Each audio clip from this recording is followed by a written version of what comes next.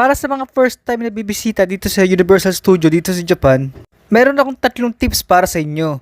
Tip number 1, much better kung bibili ka express ticket para hindi masayang yung oras nyo sa pagpila sa mga attraction nila. At dahil once in a lifetime event nga lang naman to, mas maganda masulit nyo na rin. Pero kung wala naman kayong budget para sa express lane ticket, dun na ngayon papasok ang tip number 2. Tip number 2, mas maganda kung pupunta kayo ng 1 hour before sila mag-open. At para maiwasan nyo rin ang pagdami ng mga tao. At huwag kayong mag-alala kasi nagpapasok na rin sila.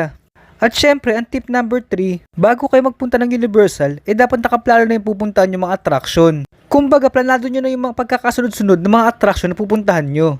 At ang pinaka-the best nun, kung ano yung attraction na pinuntahan nyo, yung katabi nyo, yun ang isunod nyo. Para at least hindi na kayo maglalakad na malayo para sa susunod na pupuntahan nyo. Dahil sa dami ng tao dito at haba ng mga pila, napakahalaga ng oras dito. So yun ang 3 tips ko para ma-enjoy nyo ang pagpunta nyo sa Universal. At sinisigurado ko na kapag